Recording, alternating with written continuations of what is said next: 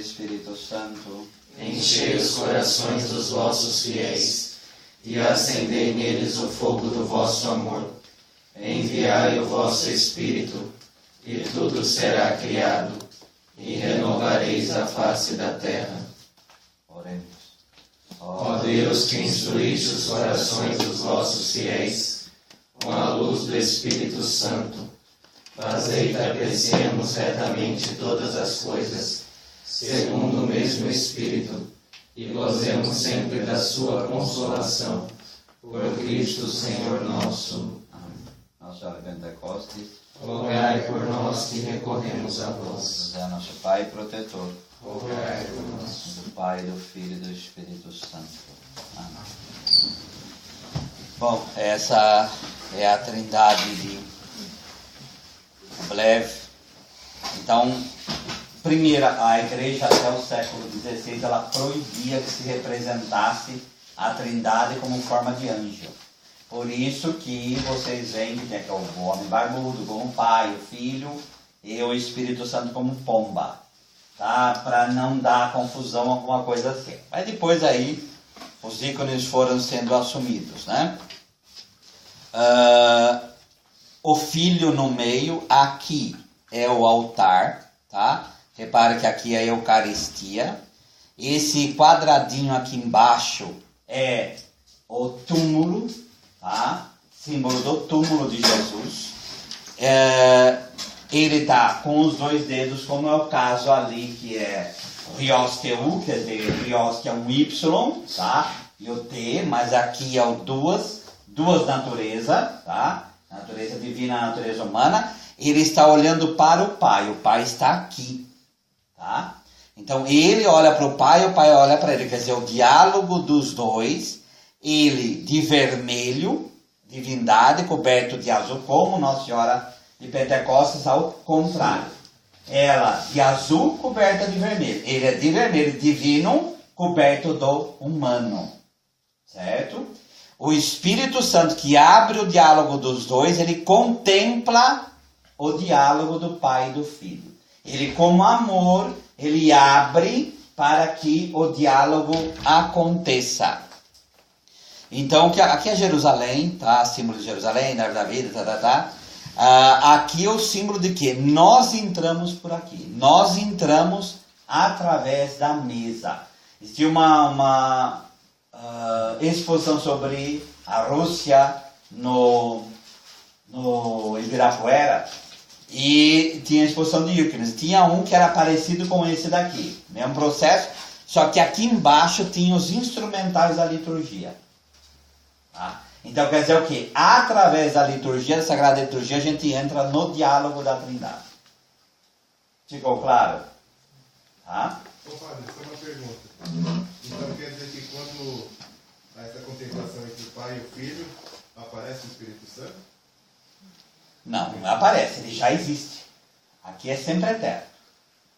Sempre eterno. Então é um diálogo eterno, uma comunidade eterna.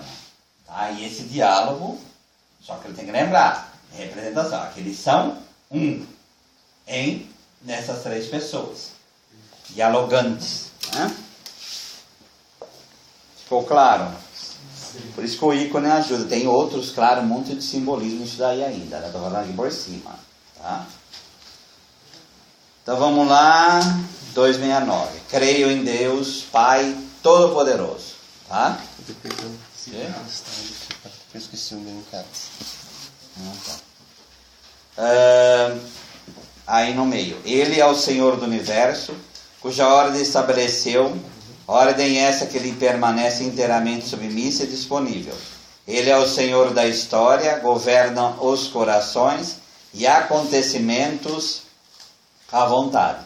Então, ele é o Senhor que cria, chama vida e dá sustento e conduz a sua criação.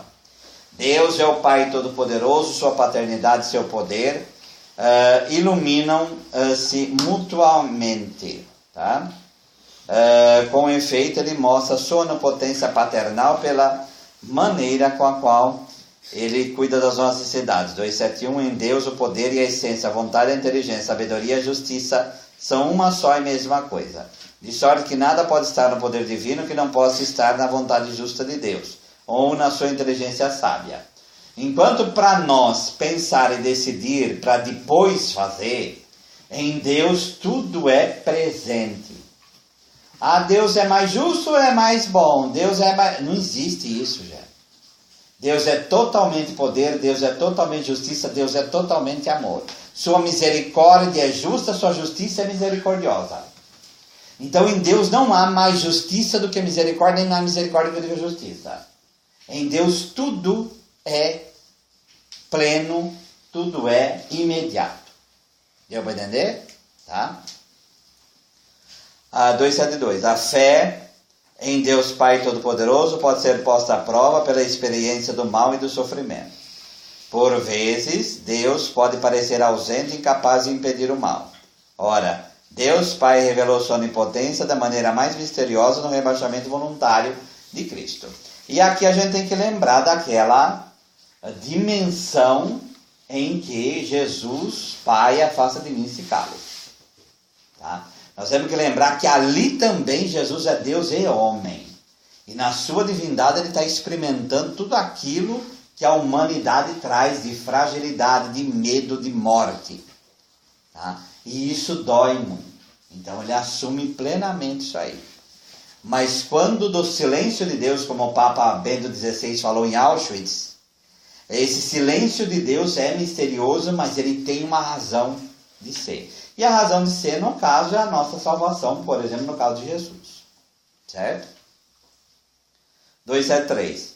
Somente a fé pode aderir aos caminhos misteriosos da onipotência de Deus. Essa fé gloria-se de suas fraquezas a fim de atrair sobre si o poder de Cristo. 274. Por isso, nada mais adequado para consolidar a nossa fé e a nossa esperança do que a convicção profunda, gravada em nossas almas, de que nada é impossível para Deus. Na nossa vida religiosa, na nossa vida de cristão, vira e mexe nós vamos ter sofrimento profundo de abandono, de desamparo, de tristeza, de sair o chão da nossa vida. Isso não vai ser um dia, 2 dias, 3 dias, vai ser a vida inteira assim. E o último grande tapete a ser tirado vai ser a morte, né, gente? Então, pensar o que é morrer, né? Saber que logo, logo vou me encontrar com o Criador, vou largar todo mundo nessa terra, aquilo tanto que eu conheço, vou indo para onde eu não conheço, e Deus me ajuda, aquela coisa toda, e vou perdendo a sorte. Tudo aquilo que eu fazia não faço mais. Então, é os sentidos que vão falhando, é a escuridão se aproximando. Então, nós vamos passando por experiência de morte a vida inteira, até a última experiência. Então, é um treino de fé pela vida toda. Pela vida toda. É que os santos chamavam de deserto espiritual, né? Não, eu não chamaria só de deserto. É o deserto também. Eu chamo... Aí tem que recorrer a São João da Cruz. É a noite escura. Porque põe um deserto no escuro. Aí fica bonito, né? Então, é aquela coisa realmente da profundidade. É uma coisa muito profunda, é a noite escura dos sentidos. Quer dizer, não consigo ver nada, não sei nada, não ouço nada, estou no escuro. É aquela agonia infinita, tá? Que muitas vezes a gente cai no pecado numa hora assim. Não é? Somos assim, tá? 280. A criação é o fundamento, Deus Pai, Criador do céu e da terra. E a criação é o fundamento de todos os desígnios salvíficos de Deus. O começo da história da salvação. Então a salvação não começa em Jesus. Jesus é o cume dela. A salvação começa na criação. É a partir dela que a salvação entra. Tá? 283. A questão das origens do mundo. Essas descobertas nos convidam a admirar tanto mais a grandeza do Criador, render-lhe graças por todas as suas obras. Quais são essas descobertas? As pesquisas científicas e tudo aquilo que elas trazem. Por exemplo, dinossauro, o processo da condução da história, tudo isso daí no final, aquilo que eu já falei a outra vez, não contradiz a Sagrada Escritura, mas vem só realmente mostrar como a criação foi esse processo cujo pináculo é o ser humano. Tá? Cujo pináculo, que nós estamos aí há 80 mil anos. Né? 285 no meio. Ou que o dever do mundo é o dever de Deus. Então, problemas com relação à criação. Um deles é o panteísmo. Então, a transformação do mundo seria a transformação de Deus. O Deus estaria presente em tudo, ou melhor, tudo seria Deus. Tudo seria Deus. A mosquinha é Deus, o sofá é Deus, tudo é Deus. Porque Deus está presente de tal forma que ele se identifica com a sua criação. Isso está errado. Tá? Presença é uma coisa, identificação é outra. Tá? Outros afirmam que o mundo é uma emanação necessária de Deus, emanação essa que deriva dessa fonte e volta a ela. Outros afirmam a existência de dois princípios, o bem e o mal, a luz e as trevas, em luta permanente entre si. É o dualismo maniqueísmo. É aqui que Santo Agostinho entrou. Santo Agostinho foi adepto durante 10 anos do maniqueísmo, acreditando que havia um princípio absoluto do bem e um princípio absoluto do mal. Tá? Segundo algumas dessas concepções, o mundo, pelo qual o mundo material seria mal, produto de uma queda e, portanto, deve ser rejeitado superoso, que é a gnose. Por coincidência ou não, hoje o Papa lançou um documento sobre a salvação. E os problemas que a salvação enfrenta hoje.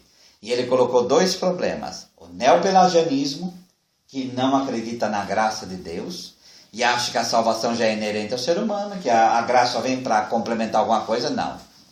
Sem mim nada podeis fazer.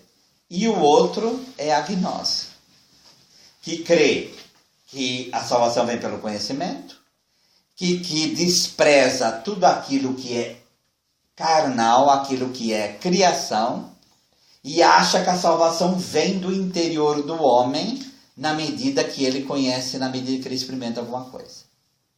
Tá? Então a gnose não serve nem para explicar a criação e muito menos para a fé.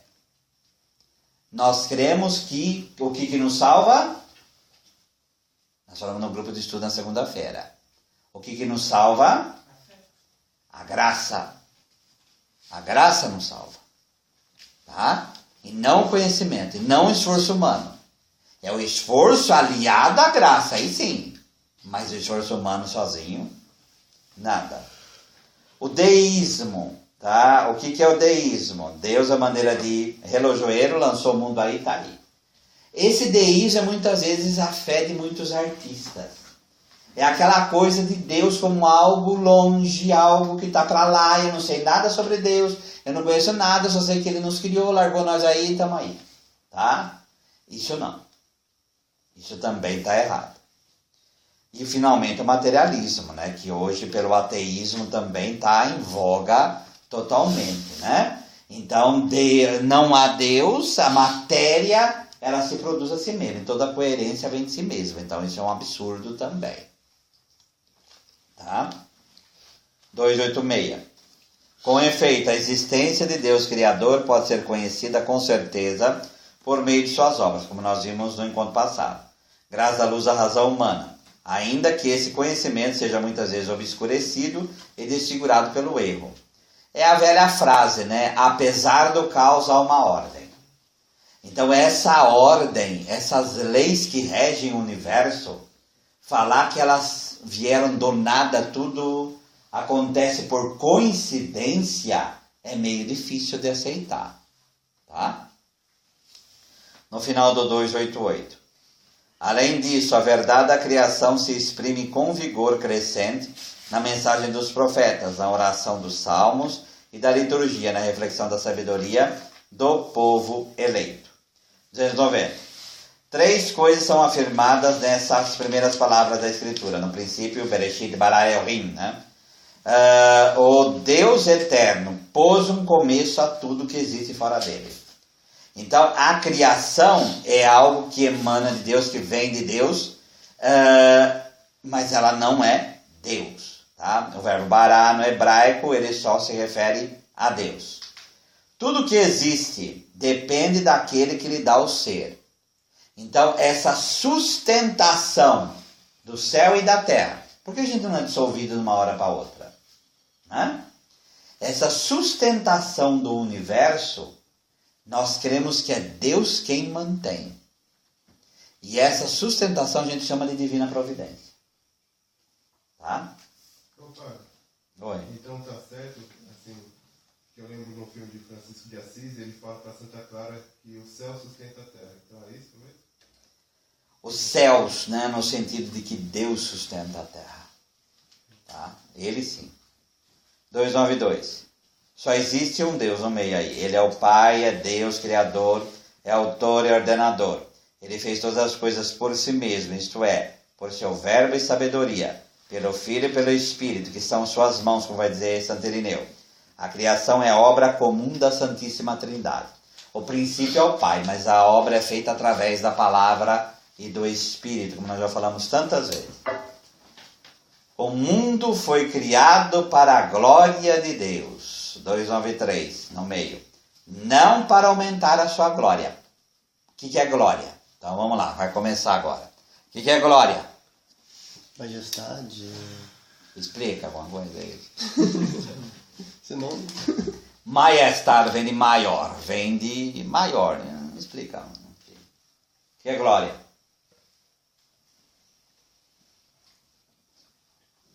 Qual a diferença de glória e santidade? Qual a relação entre glória e santidade? Grandeza, aquele que foi glorificado, está nas alturas. Deus era glória antes de Jesus. A pessoa que é santa está na glória. É. Mas aqui nós estamos falando de Deus. Ah, tá. Ela está na glória de Deus, ela está na santidade de Deus, é óbvio. Na glória de Deus. Mas então, o que é glória? É algo superior à santidade? Não, em Deus não pode haver algo superior e inferior. Deus é Deus. Deus é santo. A glória de Deus. O que é isso? Uma grandeza, conhecer. Não explica. Não explica. Vai falar de glória, vai falar de grandeza?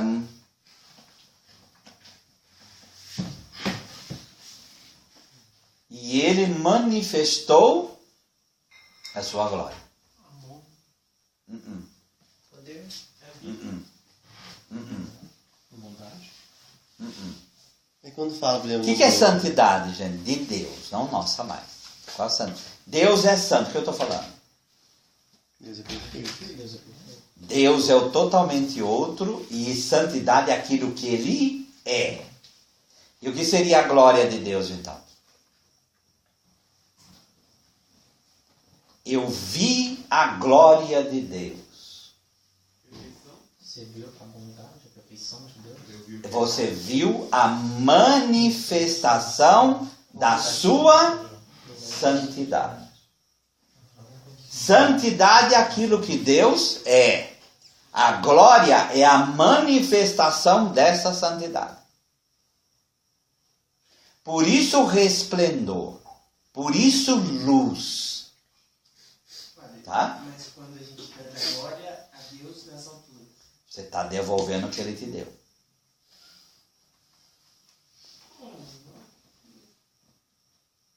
Quando que você viu essa frase? Glória a Deus nas alturas. Oi? Glória das alturas e paz. Onde que está aí? Não está na missa, irmão. Primeiramente está no Evangelho. Não. É o cântico dos anjos.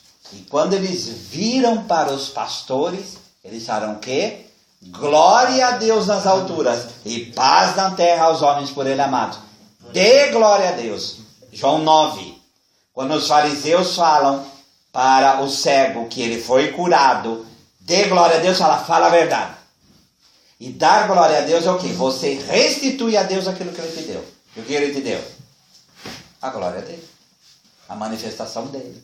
Que é a nossa vida. Tá? Sempre é o mesmo mecanismo, gente. Nós somos santificados para louvar e glorificar a Deus. Esse é o movimento. Você não louva para ser glorificado. para ser santificado. Primeiro Deus se santifica para aí você ter força para louvar. Cuidado com o orgulho de pensar que é o contrário, viu? Deu para entender o que eu falei? E glorificar não é só cantar, glorificar é a nossa própria vida. E para a santificação, Para glorificar. Tá? Entenderam?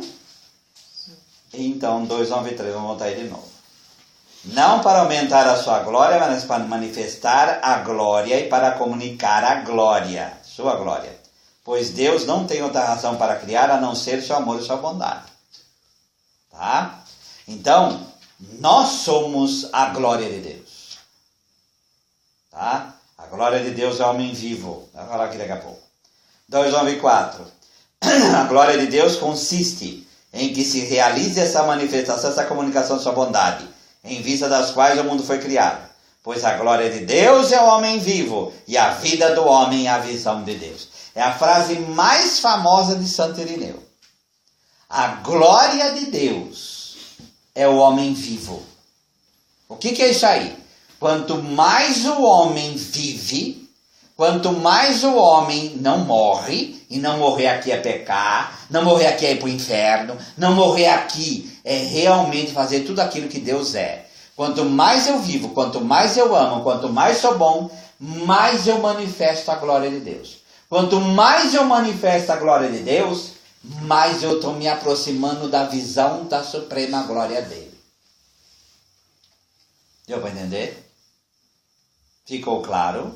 Tá? Pode parecer muito batido, mas isso daqui é essencial para a gente entender o resto. Tá? Para a gente entender o restante.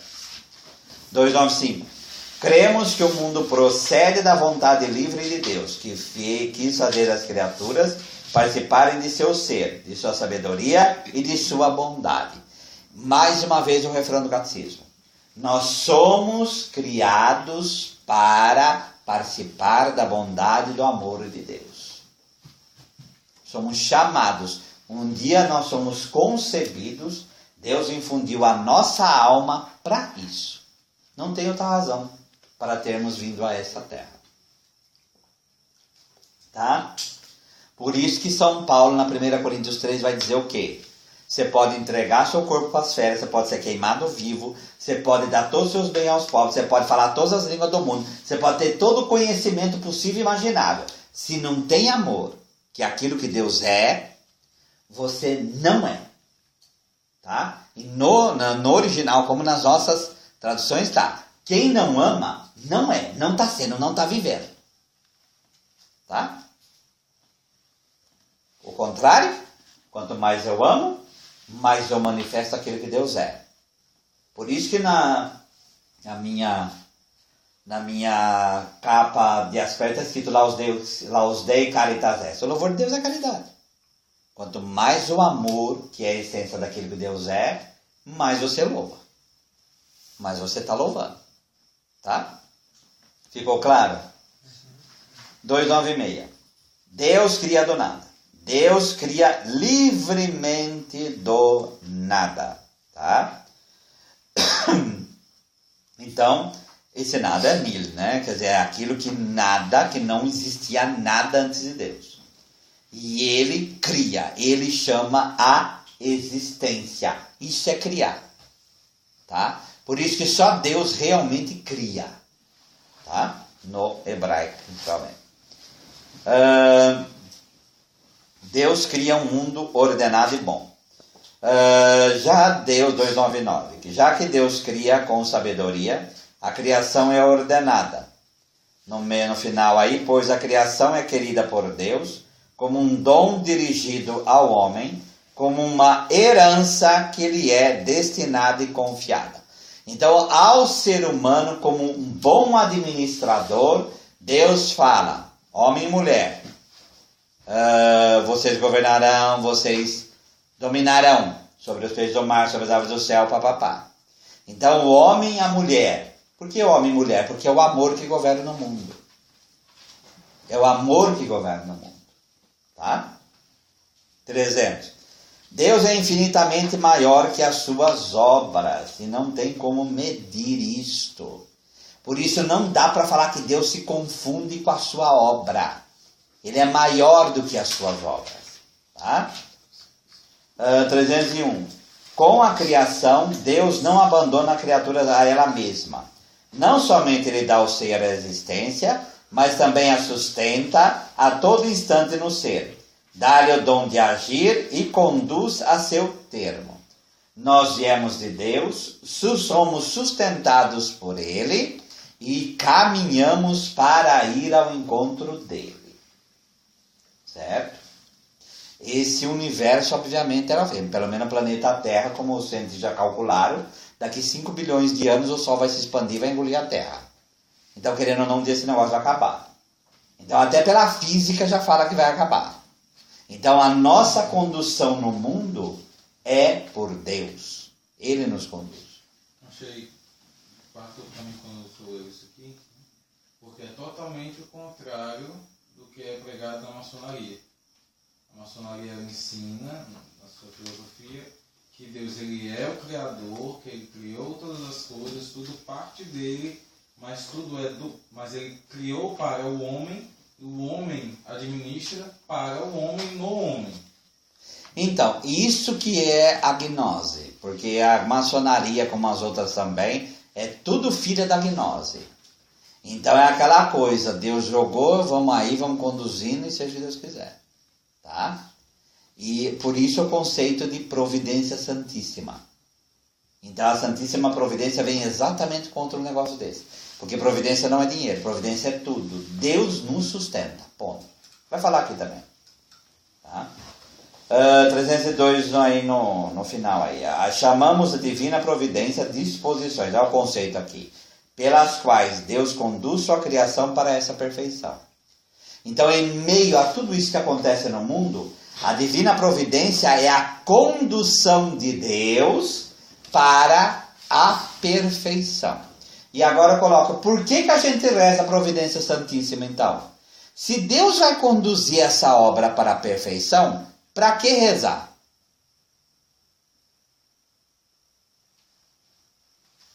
É uma pergunta que eu estou fazendo.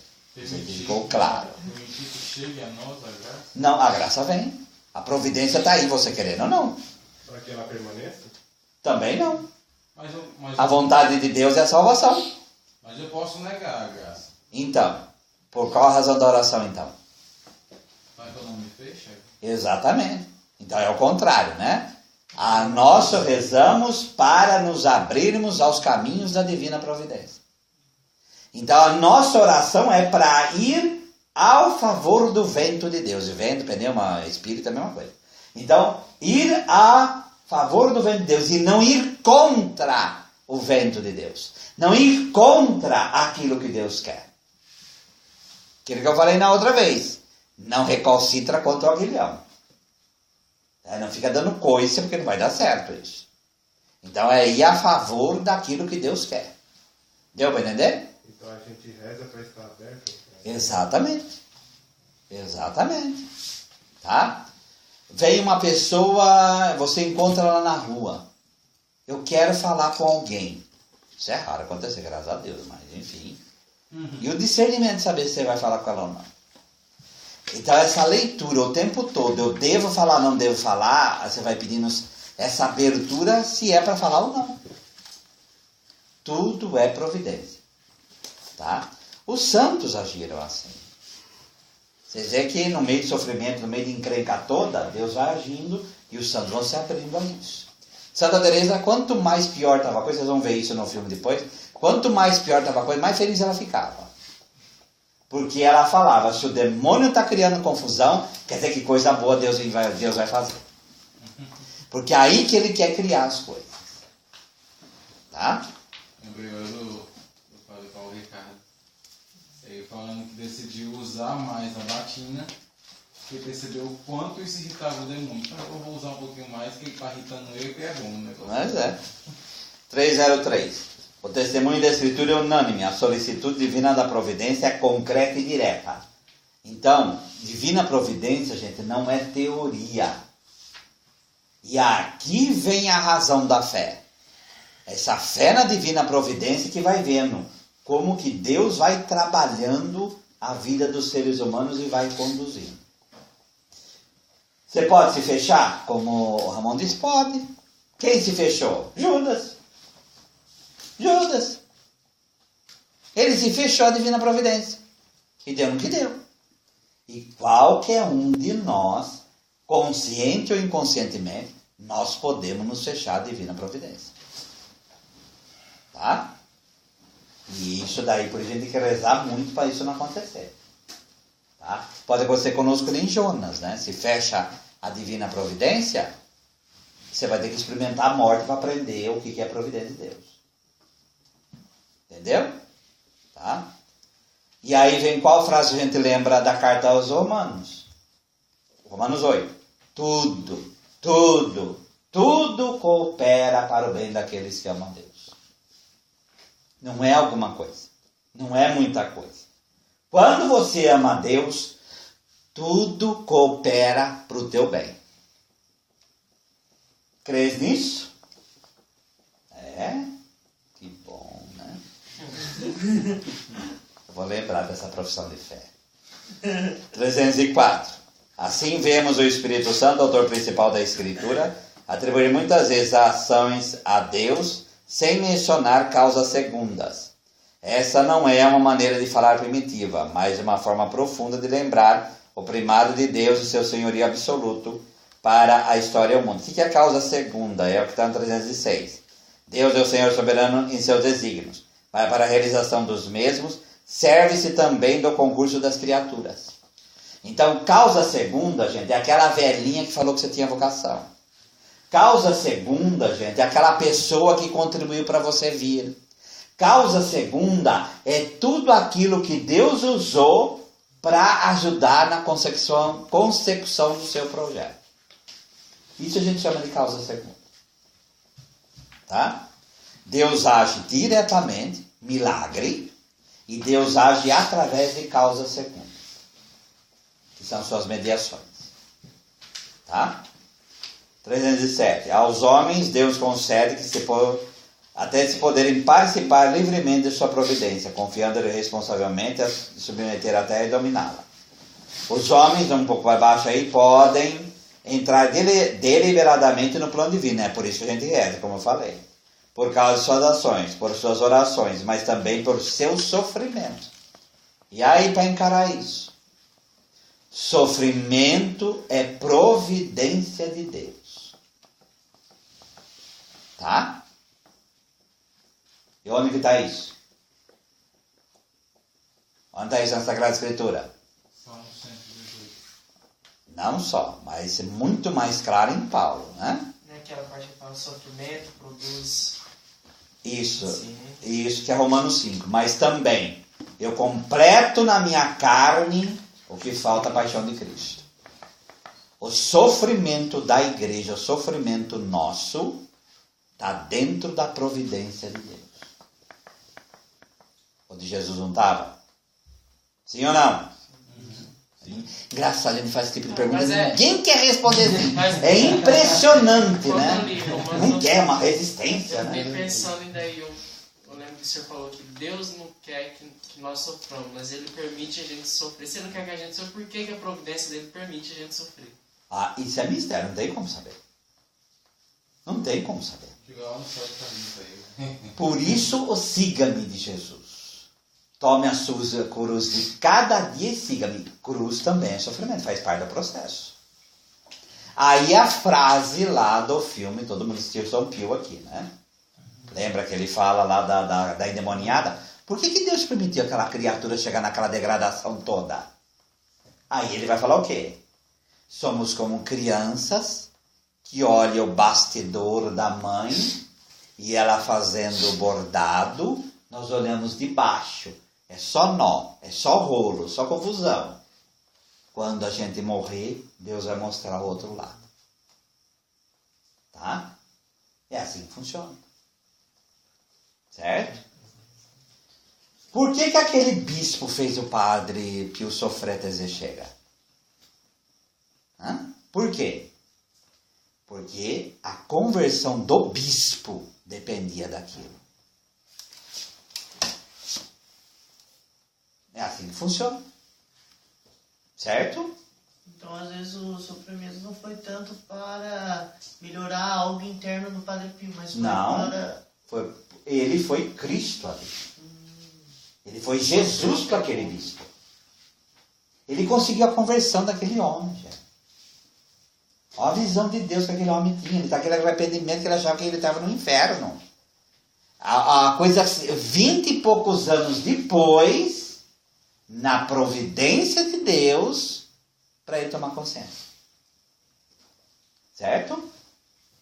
Por isso precisa rezar quando o sofrimento vem. Porque a gente não vai também. Aí isso é interessante, é oferecer o sofrimento, cara. Sempre oferecer. Então, oferecer o sofrimento é uma maneira de unir a cruz de Cristo. Porque sem oferecer também fica inútil o sofrimento. Então, porque daí não está unido à cruz de Cristo. Tá? Ô, padre, Eterno Pai. Né? Enfim. padre, só para tirar, então, por exemplo, Teresa d'Ávila, se não fosse essa doença, ela ficou tão doente assim, ficou 3 dias assim, ela não teria essa condição. Gente, foi 20 anos sem se converter. Não é que Teresa pecava, ela levava uma vida morna. Ela falou, eu acreditei no demônio. Ele falava para mim, reze como as outras, porque você pensa que você é mais do que ela. E ela pensava que humildemente ela estava. Tá? Aí aconteceu tudo aquilo para ela acordar. E olha o que aconteceu. Não é? Aí você ia perguntar. Na Paixão de Cristo não faltou nada, foi perfeita. E por que a frase de São Paulo é completa em minha carne o que Porque quem que é o corpo de Cristo? faltou? A igreja. O corpo dele continua sofrendo. Tá? Não tem como separar o corpo de Cristo do corpo da igreja. Não tem. E o corpo eucarístico é a mesma coisa.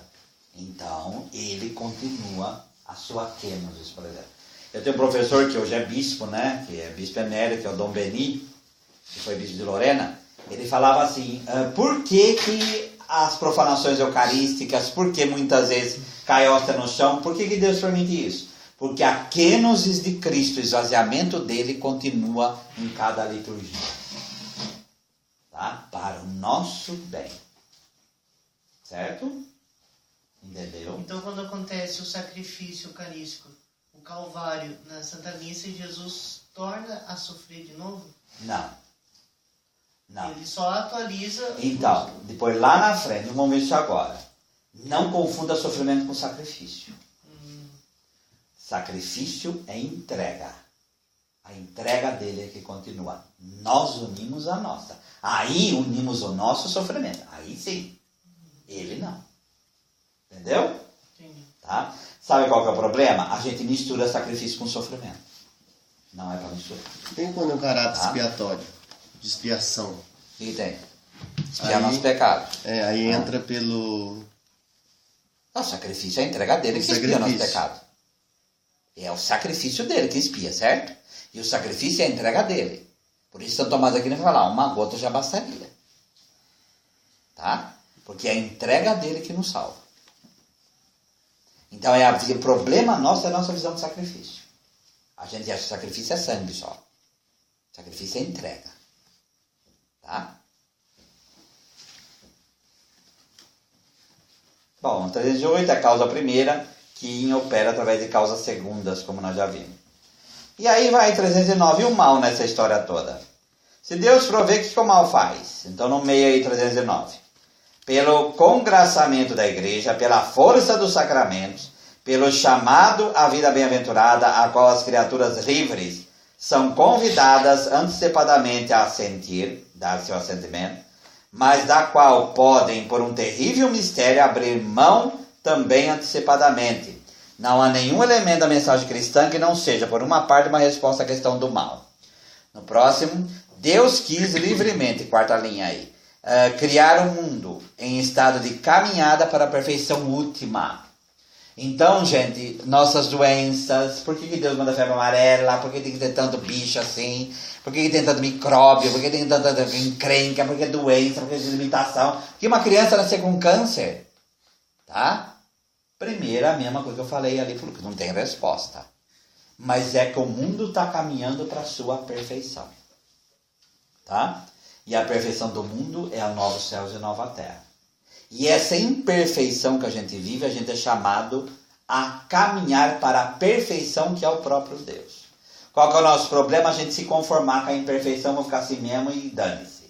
Aí é o pecado. Então, na verdade, diante disso tudo, dessa miséria, dessa desgraça toda que a gente vê, o propósito disso é nos gerar esse inconformismo de querer Sim. a antecipação. Né? Por isso, a outra frase, vamos aqui continuar que já vamos falar. Os anjos e os homens, 311, criaturas inteligentes e livres, devem caminhar para seu destino último, por opção livre e amor preferencial. Podem, no entanto, desviar-se. E de fato pecaram. Foi assim que o mal moral entrou no mundo, incomensuravelmente mais grave do que o mal físico. Deus não é de modo algum, nem direto nem indiretamente, a causa do mal moral, tá?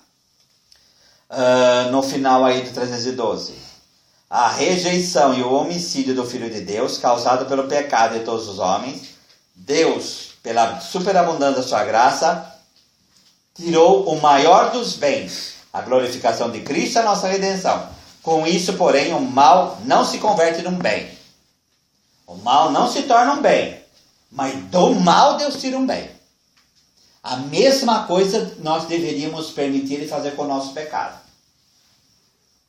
Está em Romanos 1. Depois aí vocês leem Romanos 1, 20 em diante lá. Deus às vezes permite que a gente caia em pecados para que o nosso coração não fique mais duro do que já está. E não entre numa idolatria sem fim. Do mal, que muitas vezes até o pecado, a doença, a tristeza e a dor, se a gente permitir, Deus tira um bem maior. Deus tira um bem maior. Deu para entender? Tá? Por exemplo, Segunda Guerra, não sei até que ponto vocês conhecem a Segunda Guerra ou não. Mas a Segunda Guerra Mundial foi uma das maiores tragédias do século XX. Para falar a verdade, foi a maior tragédia do século XX. Tá? Principalmente com relação ao povo judeu. Do mal, Deus tirou um bem. Tá? Que foi a mudança, por exemplo, em nível de igreja, a mudança do pensamento da igreja com relação aos judeus. E a nível mundial, a criação do Estado de Israel. 18 de maio de 1948. Tá? Precisou acontecer aquela tragédia para que 2000 anos depois Israel tivesse sua terra novamente. Certo? É assim que Deus faz. Tá? 314. Só no final, quando acabar o nosso conhecimento parcial, quando virmos Deus face a face, teremos pleno conhecimento. E aquela coisa que eu falei do bordado, né? Então não queira entender tudo aqui. Você não vai entender. Por que eu sou filho do meu pai, porque eu sou filho da minha mãe, porque eu sou o que eu sou, porque por causa da meditação. Não adianta ficar fazendo esse discurso. Você tem que se autoconhecer para ser santo. E tem uma coleção de espinhos que vai ficar na sua carne para o resto da vida. E vai se acostumando a lidar com eles. Tá? E qual é a resposta de Deus para Paulo? 2 Coríntios 12. Qual é a resposta? Diante do espinho da carne.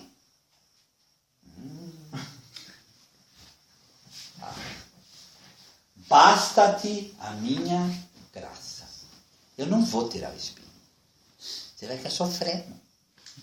Mas você vai ter a graça. Entendeu? Certo? Para você também. E para mim também. Tá bom? Deus criou o céu e a terra. Tá?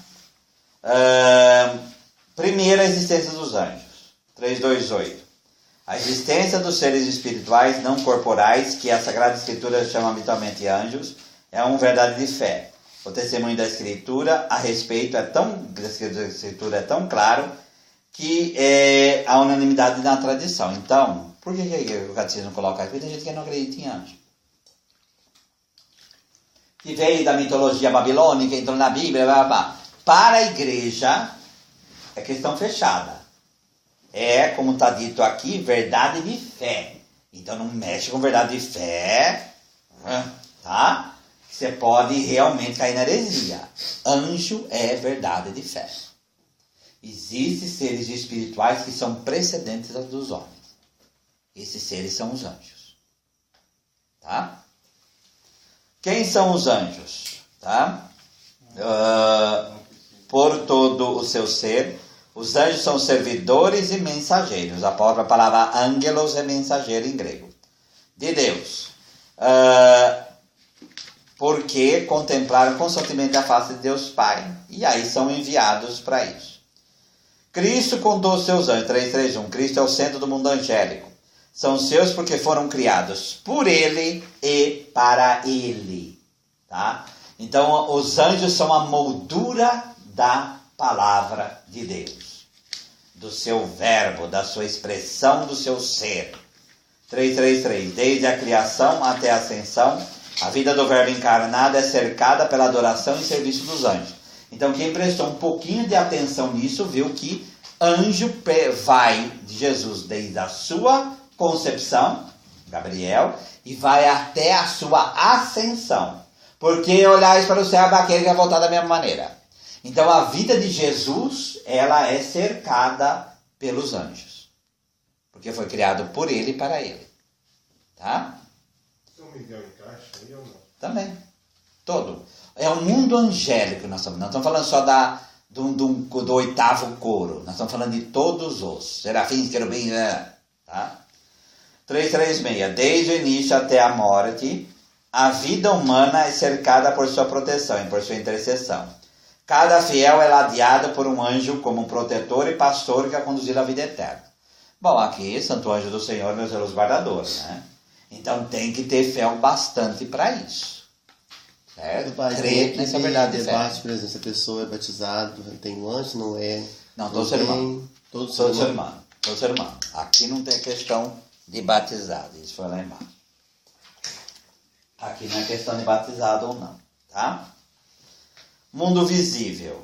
3:3:8. Não existe nada que não deva a sua existência a Deus Criador. Então as aranhas, as cobras, o escorpião, tá? O vírus da dengue, tudo foi criado por Deus.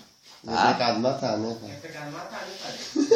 Oi? É pecado matar. Não, tem que ter discernimento. Só isso. Tá? Vai ver uma cobra, uma serpente rolando nos seus pés, você acha graça, né, Kira? 3:3:9. Pode agora, como tivesse- Cada criatura possui sua bondade e sua perfeição próprias. E nós somos chamados a contemplar essa bondade de Deus nas criaturas. Por isso que é bonito ver documentários sobre o mundo animal. A gente aprende quem é Deus, viu? Tá? É uma escola a natureza para saber quem é Deus. Não é só o ser humano, não. Não é só o ser humano, não. 340. A interdependência das criaturas é querida por Deus. Então, tem que assimilar isso, já. A nossa dependência dos outros, homens e mulheres, e das criaturas, é vontade de Deus. Nós somos dependentes da aranha que pega o besouro, que evita que o besouro entre aqui. Então, mas também o cachorro, o gato, os animais que... Hoje nós temos um carro, né, gente? Mas na história da humanidade, cavalo, por exemplo. A carne que nos alimenta. Tá? Então, essa codependência... É o que eu estava falando na teologia na semana. Deus não podia ter criado que nem a minhoca. Primeiro, não fazer sexo com ninguém, porque é hermafrodita.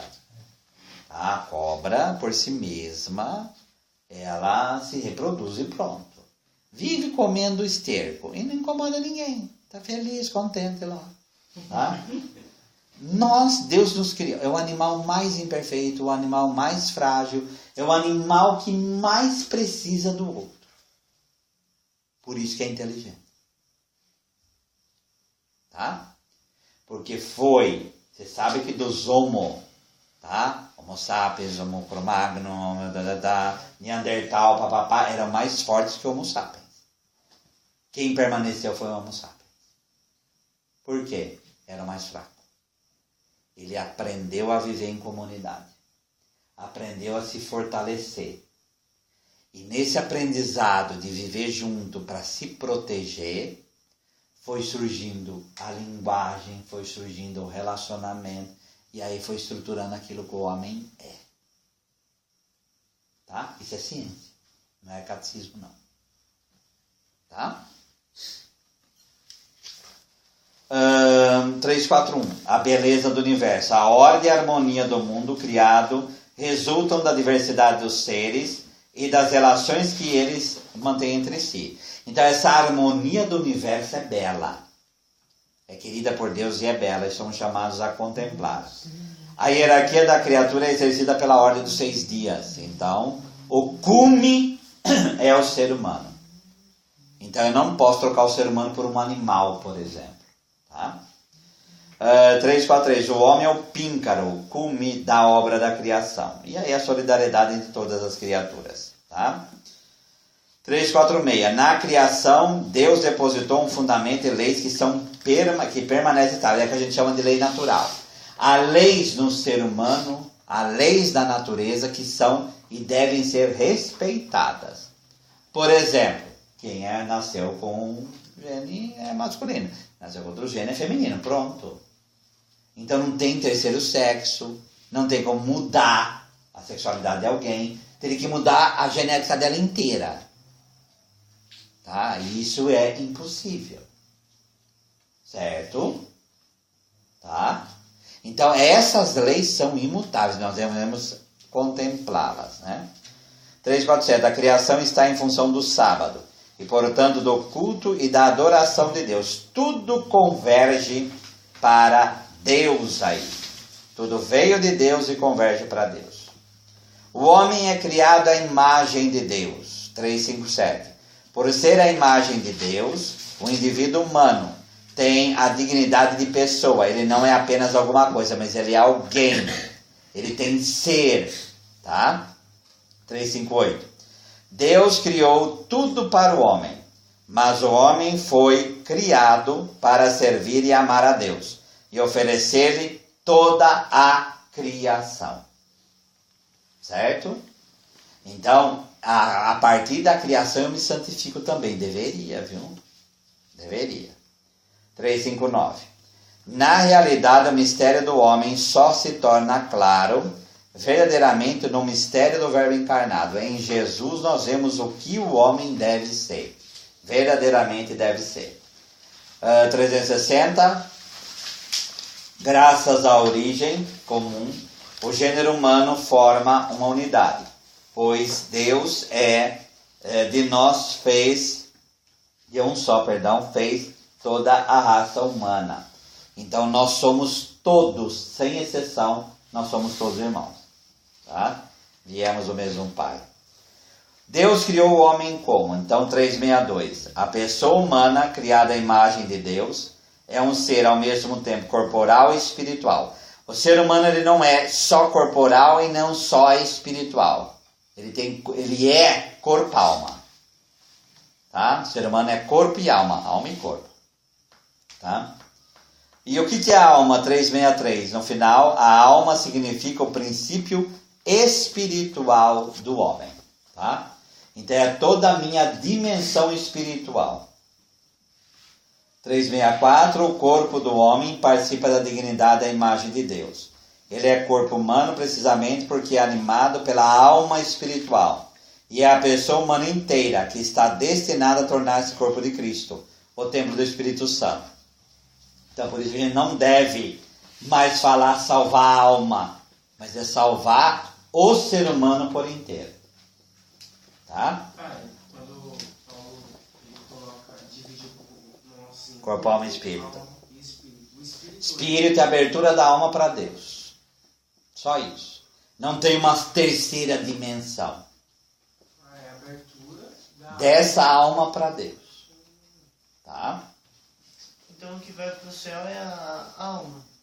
Até no dia do juízo se unir novamente à terra. E aí, corpo e alma novamente no céu. Então, é o que é difícil de entender. A alma não seria psique? A psique é alma em grego. Então, é assim que foi chamado. Tá? Mas aí vamos completar a sua questionamento. A alma é a mente. Aí você poderia falar dessa forma. Então, existe duas almas assim ou não? Não. O que vai para o céu é a nossa mente? Então, quando ela está no corpo, a gente chama a expressão dela de mente. Entendeu? Mas não é só aqui no cérebro, é o corpo inteiro. É meio complicado de entender isso. Por quê? Eu não sei. Tá bom, aí você não sabe, fica difícil. Mas aí no céu, corpo e alma, aí que ficou meio confuso. No céu, no seguinte, presença de Deus. Um dia nós vamos ressuscitar, sim? Novos céus e nova terra. Não vai ter limite Mas entre o esse céu e a corpo terra. material, Vamos ressuscitar nesse corpo É. um corpo glorioso. Não esse, não é muito. mas é um corpo material. Mas aí a Quando imagem veio será a esse corpo? mesma? Quando ele começou? Na concepção. Isso, qual era o seu tamanho ali? Seu tamanho, era você lá. É, minúsculo. Então, é muito menor que uma cabeça de alfinete. E era você? Então. Tá? Um dia a alma se une novamente à terra e o corpo glorioso surgirá no dia da ressurreição e aí nós estaremos na presença de Deus para sempre com corpo e alma. Mas e até lá? A A alma alma em Deus, está em Deus. tá? É. Ô, padre, então todas as almas, todos aqueles que morreram retornam para Deus. Mesmo aquelas que viveram... Não, elas vão para o juízo de Deus. Quem vai para o inferno vai para o inferno. Ah, sim. E a pessoa vai voltar do inferno para se unir à carne e voltar para lá com carne. Ela vai voltar para lá com carne. Ressurreição para o juízo, tá? No Evangelho de João. Mas Essa parte não tem carne. então nós não temos espírito. Acabei de falar que é a abertura da alma para Deus. Como seria essa abertura? Essa abertura da alma para Deus. Você não pode ter abertura para Deus? Sim. Então, ela chama espírito. Ah, então a abertura da alma para Deus é espírito. Isso, prazer espírito, né? Essa alma, a nossa alma, é a mente ou é como? Não é a mente? É a cabeça, o cérebro? Não. Então, um dos maiores mistérios da medicina é a relação entre cérebro, que é o hardware, com a mente, que é o software. Tá?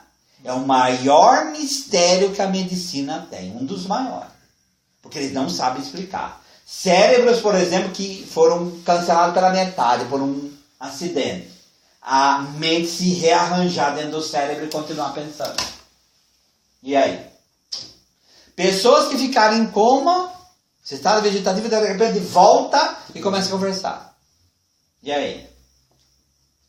Mistério. E as turmas da saída do corpo? E as coisas de questão quase morte? Da ZQM, experiência quase morte. Que a pessoa fica meia hora morta e depois volta. E aí ela fala que foi para um lugar bonito, veio a luz, o túnel, a luz. Então, a alma tem formato? Não. A alma é a forma. E ela é a forma do corpo. Ela é a forma do corpo. Ela é a forma do Então, corpo. se ela é a forma do corpo, ela está no nosso corpo todo. Sim. Aí você perde o braço, você perdeu a metade da alma. Você corta, vamos cortar agora os seus braços e suas pernas. Você perdeu a alma. Sua alma perdeu o braço. O que aconteceu com a sua alma? Continua aqui. Hã? Continua aqui. Continua no quê? No meu corpo. No que sobrou, não é? Sim. Então ela é a forma do corpo. Então, se a alma está em tudo, e por que falam que a alma é uma parte do cérebro? Porque o cérebro que dá expressão para ela. Porque o cérebro... Deus criou o cérebro para isso, meu querido. O que eu vou fazer? Ô padre, Tá? é disso então que vem aquela pintura do Michelangelo lá na Capela Sistina, da criação, que quando a gente olha parece um cérebro, mas enfim, é toda aquela cena, mas que dá a impressão de um cérebro. É, Né? pode ser que na genialidade dele ele criou assim. Tá? Vamos lá. É graças à alma espiritual que o corpo é constituído de matéria, é um corpo humano e vivo. Tá? 365. O espírito e a matéria no homem não são duas naturezas unidas, mas a união deles é que forma a única natureza humana. Então a natureza humana é a união do corpo e da alma. Certo? Tá? Se você não é corpo e alma, você não é o ser humano. Ah, mas então a alma está lá no céu. Ela tem uma ligação aqui com a terra ainda, viu? Na mente formada. Outra coisa, então se a nossa alma ninguém consegue enxergar nada. Então, vamos voltar à questão do ovo aqui. Naquele ovinho, menor do que uma cabeça de alfinete, tem alma. Sim. Então, e aí, o que você faz? Onde que está a mente naquela coisinha? Hã? Onde está o corpo naquele negocinho? E aí? É complicado essas É complicado não, você quer forçar um raciocínio, não dá certo. Tá? Em Gênesis vai falar que Deus criou o homem, né? Modela ele do barro e dá um sopro de vida. Então a alma seria esse sopro de vida. Sim, sim. Espírito é sopro, é vento. Tá? A igreja ensina que cada alma espiritual é diretamente criada por Deus. A alma não vem do pai e da mãe, viu? Tá? Então, Não é produzida pelos pais e é imortal. Vamos ler aqui, depois a gente já volta. Ela não perece quando a separação do corpo na morte. E se unirá novamente ao corpo na ressurreição final. Então nós já explicamos tudo isso aqui, a sobeja já. Tá? Fala. que nem a psicologia, estudo da alma. Então não é Não, mentira isso. aí não vai.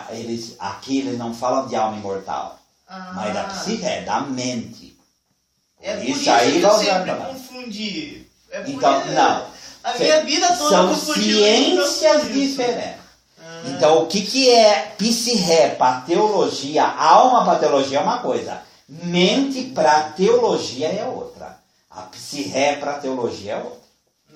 Entendi. Então não é a mesma coisa. Não. É uma linguagem diferente que Sim, mas a utilizaram mente- o nome alma, mas é uma... Sim. Entendi. Tá? Por isso deve ter cuidado no que se lê. Sim. Não, tem que se ler dentro do contexto. Não pode tirar do contexto. Tá? Ô padre, então quer dizer que a nossa alma nos diferencia dos animais? Sim.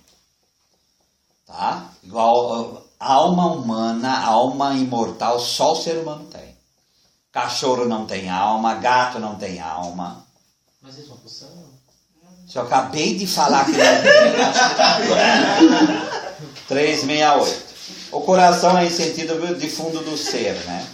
Tá? 369.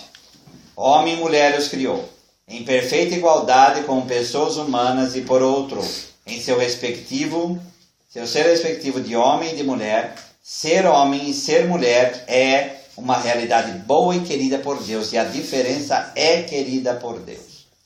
Um para o outro aí, 372. O homem e a mulher são feitos um para o outro, não que Deus os tivesse feito pela metade incompletos. Criou-os para a comunhão de pessoas, na qual cada um dos dois pode ser ajuda para o outro, por serem ao mesmo tempo iguais enquanto pessoas, os meus ossos, carne da minha carne. Ao transmitir aos descendentes a vida humana, o homem e a mulher, como esposo e pais, cooperam de forma única na obra do Criador, porque estão mexendo com a própria vida de Deus. Por isso que também cada pessoa deve ser respeitada como um ser chamado por Deus. Tá? Seja índio, seja negro, seja branco, seja amarelo, seja que cor for. Não interessa. Tá? 375. A igreja ensina que nos primeiros pais, Adão e Eva, foram constituídos em estado de santidade e justiça original. A sagrada santidade original era uma participação na vida divina. Tá? Aí chamado de justiça original. 377 é domínio de si mesmo. O homem estava intacto e ordenado em todo o seu ser, porque livre da tríplice concupiscência dos olhos, da carne e do mundo, que submete o prazer sentido com a cobiça dos bens terrestres e a autoafirmação contra os imperativos da razão. Ele estava preservado, porém caiu. Tá? E aí, no final do 86, a ligação profunda do homem com Deus. Pois fora dessa relação, o mal do pecado não é desmascarado em sua verdadeira identidade e recuso de oposição a Deus. Embora continue a pesar sobre a vida do homem e a história. Então, o ser humano, pelo pecado, ele perde essa comunhão com Deus. Porque ele faz o quê? Ele se enfia dentro de si mesmo. Ele se fecha dentro de si mesmo. Ele quer experimentar o mal em si. E ao experimentar o mal em si, ele rompe com a origem da vida, que é o próprio Deus. Isso é pecado. Deu para entender? Por isso a gente falou, tudo que é egoísmo normalmente está ligado a pecado aqui. Tá? Mas o pecado veio pelo demônio? Eu vou falar aqui. 388, no meio. É preciso conhecer a Cristo como fonte da graça para conhecer Adão como fonte do pecado. Tá? Olha que interessante. No número 1, aqui o parágrafo 7 é a queda. No 1, onde o pecado abundou, superabundou a graça. Então, para falar de pecado, se fala da graça. No 2, a queda dos anjos. Por que o catecismo faz isso? Para fazer exatamente o que ele está perguntando. A ligação da queda dos anjos com o primeiro pecado. Primeiro os anjos caíram para depois então, cair. é isso daqui. É isso daqui. Tá? No final 391. Com efeito, o diabo e Satã é a mesma coisa, tá? Certo? Diabo é o chefe, os demônios são os subalternos aqui. E os outros demônios foram por Deus criados bons em sua natureza, mas se tornaram maus por sua própria iniciativa. Nós, como seres humanos, temos o limite da carne. Por isso, nossa liberdade vai sendo testada e crescendo durante uma vida e um tempo de vida aqui. O demônio, a opção dele é automática. Foi automática. Porque anjo não tem limitação. Então, diante de Deus, eles optaram por não servir a Deus. E a opção é eterna. Tá? Ele quis e ainda quer isso. E elas não mudam de opinião. Não, por causa que ele é espírito puro. Tá? Padre, e aqueles relatos de exorcismo, digamos assim, que o demônio ele diz que ele tem arrependimento. Mentira. É mentira? Mentira. Mentira. Ele tem remorso. Remorso é se machucar a si mesmo. É odiar até a si mesmo por ter feito o que fez. E isso não é arrependimento. Tá bom? Arrependimento, eu quero recomeçar. Isso, Satã e os demônios não vão falar. Entendeu? A diferença? Tá? Padre, uma pergunta. Satã e Lúcifer não são as mesmas pessoas? Lúcifer é um nome muito complicado. Sabe? É muito complicado o nome Lúcifer por causa da passagem de Isaías, que desceu, aquele que era portador da luz, caiu como um raio. Então, já se associou o nome de Lúcifer com Satanás. Mas, biblicamente falando, não tem Lúcifer. Biblicamente falando, o nome próprio é Satanás, ou o diabo. Satanás, Satan é hebraico, diabolos é grego. Tá? Certo? Apesar que também se transcreve o hebraico lá para o evangelho. Mas tudo bem. Mas Lúcifer, não precisa falar o nome dele. Fala no ritual exorcismo, não tem problema nenhum. Mas tecnicamente dá um trabalho teológico aí para se fazer. Porque tem alguns exorcismos assim que quando o exorcista pergunta o nome, ele fala Lúcifer. Mas eu acabei de falar, meu querido. Pode falar Lúcifer, pode falar Belial, Baal, como é o caso lá do Baal era um deus, o demônio pode subir o nome que ele quiser. A gente como religioso pode trocar de nome, porque ele não pode trocar de nome. Então ele pode colocar o nome que ele quiser. O nome, escritura, é Satã e diabo. Olha o que está aqui. Beuzebu. Satã. Então, Beuzebu, todos os outros nomes. Pode escolher aí. Se você quiser adotar esse nome, adota. 392. Que rejeitaram. Olha o que está escrito aqui. 392. Radical e irrevogavelmente a Deus e ao seu reino. Irrevogável. O que é irrevogável? Não pode voltar mais atrás, gente. Está escrito aqui. Tá? 393. É o caráter irrevogável de sua opção e não uma deficiência definida da misericórdia divina, que faz com que o pecado dos anjos não possa ser perdoado. Não existe arrependimento para eles depois da queda, como não existe para os homens após a morte. Tá? São João Damasceno. Então isso aqui é século VIII, Pode faz tempo já que acontecer de isso aí. um anjo não querer mais seguir a Deus? Não. É irrevogável os de cima e irrevogável os de baixo. E já tiveram seu tempo para fazer isso, né? Sim, a opção é eterna. Tá? A mais grave dessas obras, devido às suas consequências, foi a sedução mentirosa que induziu o homem a desobedecer a Deus. Então, existe um mal anterior que originou a queda do ser humano. Tá? 395. É como se nós estivéssemos na decisão também, né? Nós estamos num processo. A gente vai... Agora, quando morre, a opção é feita. Tá? Irrevogável. Por isso, a gente... Né, enfim. 395.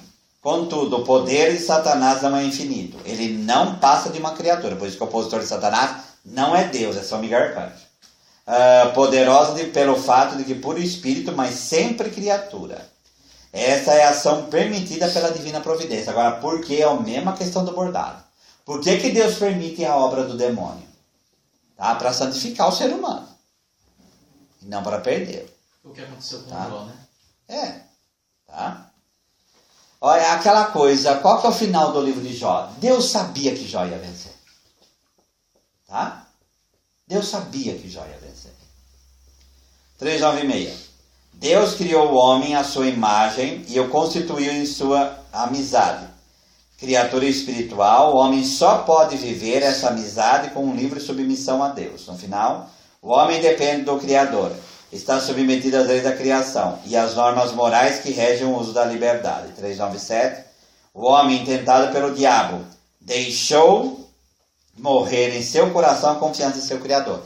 Então ele, confiando na meia verdade ou meia mentira da serpente, ele desconfia de Deus e aí ele desobedece. Como nós fazemos até hoje. Olha a frase bonita do 398. Nesse pecado, o homem preferiu a si mesmo a Deus. E com isso menosprezou a Deus. Optou por si mesmo contra Deus. Essa é a essência do pecado, gente. Tá? Então, quer entender? Não fica pensando se é maçã, se é abóbora, o que é aquilo lá. O fruto é, eu optei por mim e, desconfiando de Deus, rejeitei a Deus. Esse é o primeiro pecado. Claro? Tá? Ô padre, agora que o senhor falou da maçã, veio outra dúvida. É uma serpente ou não? Então a serpente é porque era o Deus que era em torno de Israel, o autor sagrado pegou esse Deus. Tá? A serpente, você tem que lembrar que foi usada por Jesus para falar de prudência. Por que a serpente é tão usada? Vocês sabem por quê? Não tem nenhuma ligação com Deus grego? Alguma coisa assim? Não, também tem a árvore da vida, a árvore lá de Hércules, no trabalho de Hércules, aquela árvore lá que eu esqueci o nome, com os seus frutos. Então isso daí são símbolos universais. Tá? A serpente da medicina, o caduceu, aí tá cheio de coisa. Tá? E mas por que a serpente é tão usada assim? Sabe por quê ou não? O símbolo do infinito, como ele é? É um 8 deitado, não é? É a serpente engolindo o próprio rabo. É o símbolo do infinito. Não tem começo e não tem fim. Por isso que ela é tão admirada. Tá? É o símbolo maior que possa existir. O infinito.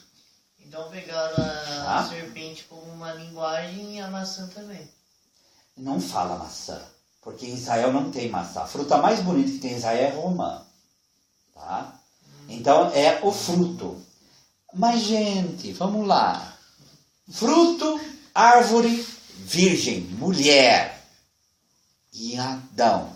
Adão, homem, terra, sangue. Explicamos isso naquele grupo de estudo, lembra? Tá? Essa fruta, porque o que é comer? É você enfiar dentro de si, dentro do seu coração, dentro da sua entranha, você assumir o mal. Certo? Como que foi a salvação? Foi Cristo assumindo. Árvore, Adão, Fruto, mulher, qual é o fruto? a Eucaristia. Sangue e água. Daquela árvore caiu esse fruto, que nós bebemos até hoje. Certo? Vamos lá. Existiu o primeiro homem e a primeira mulher. Existiu o primeiro homem e a primeira mulher. Como foi, impossível saber. E agora, Mas assim, até a ciência fala, o que eu falei já aqui. Não houve surgimento de ser humano em outro lugar. Foi no centro da África, de lá veio o DNA humano. porque o livro da gente é uma analogia, né? Século Diz que não é nem o primeiro século livro da Bíblia. V antes de Cristo. Como que explica esses livros na Bíblia? Igual Jó, que é uma analogia também, né? Não, Jó é um personagem que existiu, mas construíram uma novela em cima dele. Né? Tá? Oi? É uma novela, ué. Mas dizer que não é uma novela, né? É uma coisa lá. Jonas. A mesma coisa. O profeta Jonas existiu, mas construíram uma história em cima Que dele. ele foi engolido pela Isso é tudo história. É história. Isso é história. Tá? Pronto, o Fernando brinca, né? Porque pra ele soltar Jonas, a baleia cuspiu 800 quilômetros. Aí é muita coisa, né? Mas enfim, né? Mas tudo tem um sentido ali, dentro do processo. Tá? Vamos lá. Com o pecado, 399, perde imediatamente a graça de Deus. Tá? A harmonia é quebrada e a morte entra no mundo. 401, a partir do primeiro pecado, uma verdadeira invasão do pecado inunda o mundo. E aí essa universalidade do pecado. Se Adão pecou, todos nós que herdamos sua carne, pecamos com ele. Tá? 402. Todos os homens estão implicados no pecado de Adão, sem exceção. Implicar no sentido, herdamos a carne, mas na senhora, aí ela é salva antes por Jesus. Mas Adão não existiu, cara. Gente, para de querer cartório na Sagrada Escritura, gente. O que importa? Que existiu Existiu um um primeiro homem. homem. Adão quer dizer homem. Eva é a mãe da humanidade. Que pecou. Existiu um primeiro homem, existiu a mãe da humanidade? Sim ou não? Sim. Sim. E esse primeiro homem, quando tiver a razão, eles preferiram a si mesmo. Depois de toda a evolução. E aí, toda a evolução não, toda a história foi uma história desse pecado que entrou no mundo. Mas esse homem já era homo sapiens. Não, tem que ser. Se não há sabedoria, sapiens é sabedoria. Se não há raciocínio, não há pecado. Coisa Aí óbvia. Deus Né? revelou Mas para então, esse antes homem. disso, o homem, ele era livre. Não. Esse homem ele estava em harmonia com Deus. E ele se preferiu a si mesmo. Só isso. O homem não veio do macaco. Gente, só veio do sapo, não interessa. Qual a diferença de um macaco e um boneco de barro? É a mesma coisa. Tanto faz. Se Mas Deus pegou veio, da sim. minhoca e fez, não tem problema nenhum. Mas vence. Mas não debate, um debate já pronto. Né? Tanto faz, né? O importante é que Deus criou. Tá? Mas alguém perguntasse no Oi? né? Essas coisas é muito complicadas. A Padre, gente quer mas entender a verdade de tudo. É, Verdade. mas o que é a verdade do boneco de barro? O que era mais bonito de se acreditar. Não, qual a diferença só para uma alma no boneco de barro e no macaco? É que é estranho. Qual a diferença? Nenhuma. Mas se macaco não tem alma porque é um animal, porque o seu... Ai, o boneco de barro tinha! O boneco de barro tinha! Me responda! O boneco de barro tinha? Tinha, porque eu sou pro Não, antes tinha. Não. Da mesma forma que o macaco também não. Isso daí é querer forçar a amizade, viu? Ah? 400, não, ele quer do jeito que ele quer. Isso que é bom. Não é, eu tô tentando É, tirar não tudo basta que eu Sei. 402. Mas ficou claro, né? Sim. Você veio do sapo, do urubu, não tem problema nenhum. Tá? Todos os homens são implicados, então, no pecado de Adão. 404.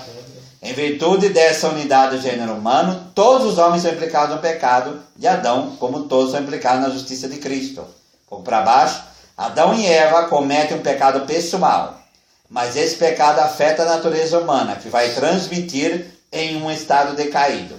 E é por isso que o pecado é denominado pecado de maneira analógica. É um pecado contraído, não cometido, um estado e não um ato. É o estado de pecado que chama-se pecado original. Tá? Fábio, deixa eu fazer uma pergunta. Por causa de Adão, todos os homens se tornaram pecadores. Sim. Beleza. Mas graças ao sacrifício de Cristo na cruz, nós tivemos a graça da remissão dos pecados. Né? Porém, o homem é livre ainda para escolher se vai continuar ou não na graça. Sim. Mas a salvação não foi para a humanidade inteira. Então, mas a salvação precisa ser tomada posse, porque Deus não força ninguém. Então, com dessa liberdade, eu posso escolher estar livre Ou salvo ou não. não. E eu posso recusar a salvação. Todo ser humano pode recusar a salvação. Entendi. Tá? Pode falar? Não. Tá? 405. É a privação da santidade original e da justiça originais, mas a natureza humana não é totalmente corrompida. Essa propensão ao mal que está no ser humano, que fica, chama-se concupiscência. Esse desejo desregrado presente no nosso coração. Tá? Por que Deus permite a concupiscência ficar? Para a gente crescer na liberdade. E não como robozinho. Ô, padre, o senhor falando, e as pessoas, por exemplo, que têm problema mental, não têm ciência, São crianças. então Vamos Deus certo. não vai julgar pelos atos. Vamos ser. Não tem nada. Só que há graus, né? Então depende do grau de racionalidade que se tem. Certo? E isso é outro mistério, né, gente? Pior do que isso é perder a racionalidade, por exemplo, com o mal de Alzheimer. Como entender isso? Mas, padre, uma pessoa, por exemplo, ela viveu a vida dela inteira longe de Deus, ela militou. Aí no final dela ela pega né? Então. Ela tem um grau de Alzheimer muito avançado. Então, mas o Alzheimer ele não vem de uma hora para outra. Ele é um processo de perda da lucidez. Como a pessoa administrar isso, é aí que vai ser julgado por Deus. Então vai ser, digamos, julgar pelo antes. Isso. Então, nós não podemos julgar. Mas naquele momento De jeito que nenhum. a pessoa está num período de Alzheimer, né? Total, ela não pode ser atribuído. Uma justificativa. Não. Só se ela tem algum momento de lucidez, que isso acontece. Isso acontece. Pode dar unção dos infernos para uma pessoa que está com Alzheimer? Claro. Mesmo da absolvição dos pecados? Então, cada caso é um caso. Você vai ver se há racionalidade para você confessar, senão você dá só a unção dos infernos. Porque tem um rito de perdão, assim, na unção dos infernos, não tem? Né? Então, a unção comporta, por isso, se a pessoa tem condição de confessar, ela tem que confessar. Se ela não tem condição, aí você dá só a unção dos infernos. Se ela tem, você dá e dá a unção dos infernos também. Você confessa e dá a unção dos infernos. Então, mas não tem a absolvição que é ligado junto com a unção? Não. O sacramento, ele perdoa os pecados. Não tem rito de absolvição dentro. Tem lá o ato penitencial. Mas ali não tem. Você tem que confessar antes. Né? Tá? Agora, se a pessoa tá, a unção perdoa os pecados. O sacramento perdoa os pecados. Tá? Ô padre, como funciona a questão? Suponha assim, uma pessoa é sã, depois de um exato momento ela sofre aquele acidente que ela perde tudo. Como Ela entra em funciona coma. isso? Ela entra em coma, sim? Sim. Você vai ver antes se ela dá para receber a unção dos infernos. Se ela rejeitou a vida inteira, não pode dar unção dos infernos. Porque ela demonstrou que ela não queria. Então a gente, como padre, não pode dar unção dos infernos a uma pessoa dessa. Você é um evangélico, pelo menos. Não, vamos pegar coisa pior. Por exemplo, ou era pai de santo, tá? Vivia totalmente na outra religião, a família católica quer que dê. Você vai perguntar, não é? Então não posso dar. Não posso dar. Se a pessoa no último momento se arrepende... Ela tem que ter... Existem filmes que fazem isso.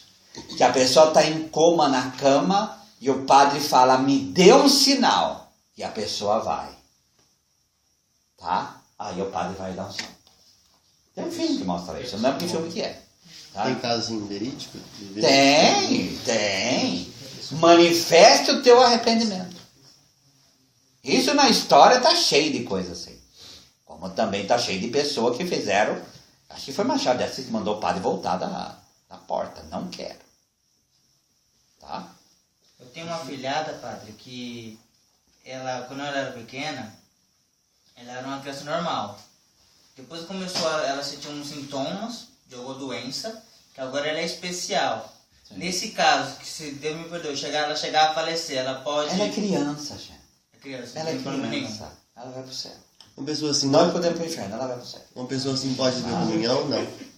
Pode receber? Papa Bento fala, é como criança. Então, eu posso dizer que é uma pessoa, é uma santa, né?